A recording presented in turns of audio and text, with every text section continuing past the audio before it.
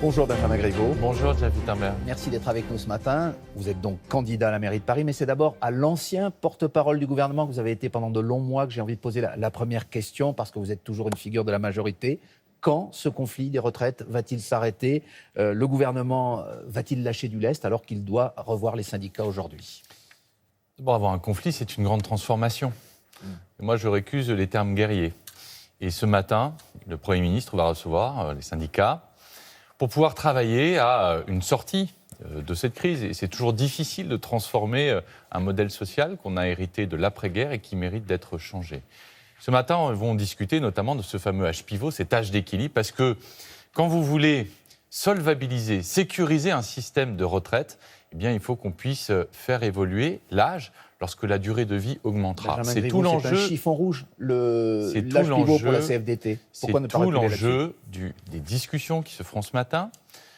Chiffon rouge, peut-être. En tout cas, il y a une table autour de laquelle vont s'asseoir et les représentants des syndicats et le gouvernement. C'est une bonne nouvelle. Laurent Berger a appelé à une conférence de financement pour voir comment est-ce qu'on équilibre le système. Le gouvernement a souhaité maintenir l'âge pivot dans le projet de texte qui a été présenté, mais il dit également que cet âge pivot, si la conférence de financement proposée par Laurent Berger trouve une solution, eh bien, ça n'est pas un totem. Il n'y a pas de tabou, pas de totem. L'objectif, c'est quoi ? C'est d'avoir un système de retraite juste, compréhensible et financièrement sécurisé pour les générations à venir. Je suis certain que le gouvernement et les syndicats réformistes s'y engagent pleinement.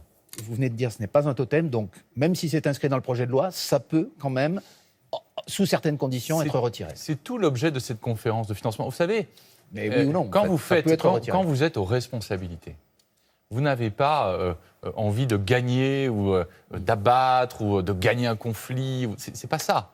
C'est au contraire de se dire comment est-ce que je trouve le bon équilibre qui permette à nos enfants, à nos petits-enfants d'avoir un système de retraite sécurisé. C'est le souhait qui est celui du gouvernement et des syndicats réformistes. Ils nous l'ont dit. Et si ça passe par un retrait de cet âge pivot, pourquoi pas ?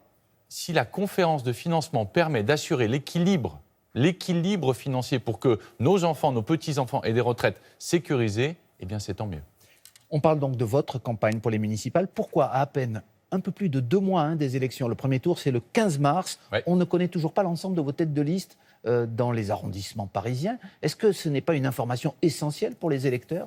C'est une information importante, mais ce que je veux dire aussi aux électeurs parisiens, c'est que je suis en train de bâtir depuis le premier jour un rassemblement très large de gens de bonne volonté, qui ne sont pas tous issus de la même famille politique.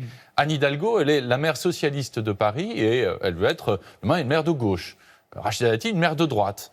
Et bien moi, je rassemble des personnalités issues des 2 familles politiques, issues de la société civile, des gens qui viennent du monde du sport, du monde de la culture, du monde de l'entreprise, pour faire changer Paris, parce que je ne crois pas qu'un bon maire de Paris, il faille être de gauche ou de droite, il faut être au service des Parisiens et au service d'aucun parti. Vous savez ce qu'a dit un responsable de votre parti ? J'imagine de manière anonyme. Cette élection, oui, je l'avoue, de manière anonyme, c'est Dallas, cette élection, en référence à un feuilleton des années 80 où on se déchirait au sein de la même famille. Chacun connaît JR et Solène. Voilà. Mais je vais vous dire, je réponds rarement aux anonymes. Moi, je vais le débat...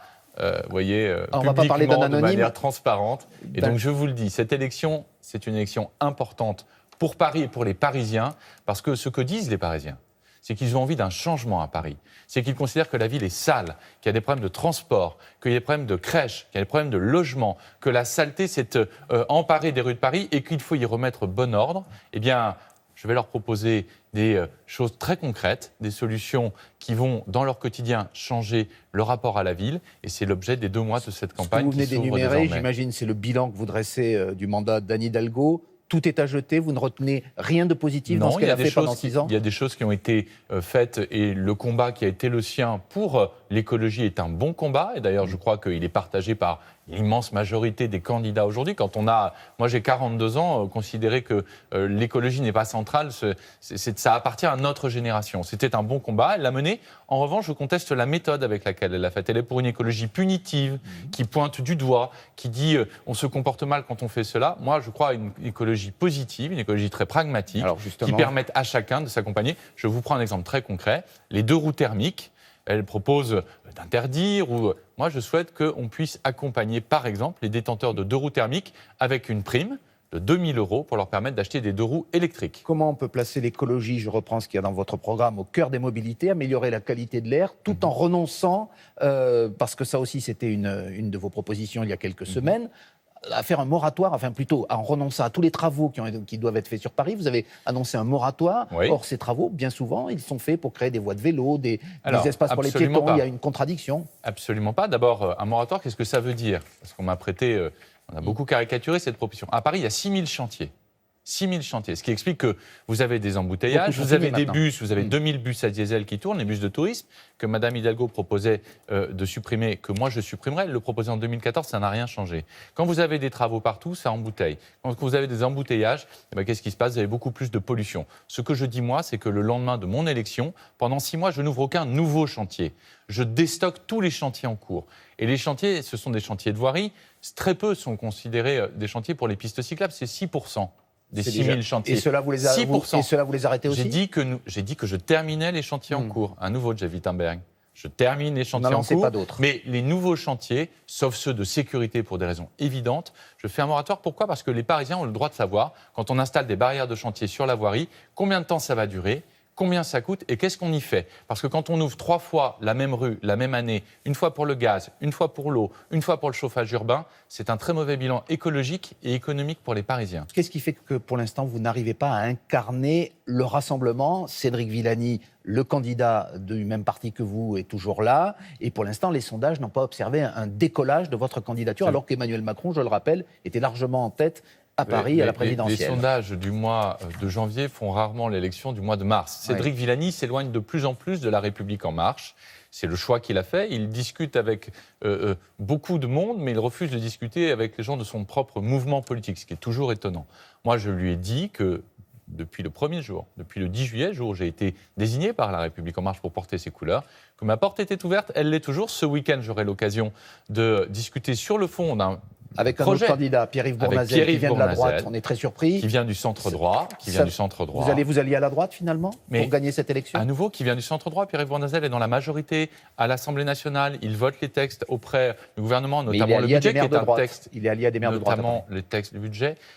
Jeff Wittenberg, vous allez vouloir, pendant toute cette campagne, remettre gauche-droite. C'est ce que Mme Datier et Mme Hidalgo, qui sont complices dans cette élection, veulent. Je ne tomberai pas dans le panneau.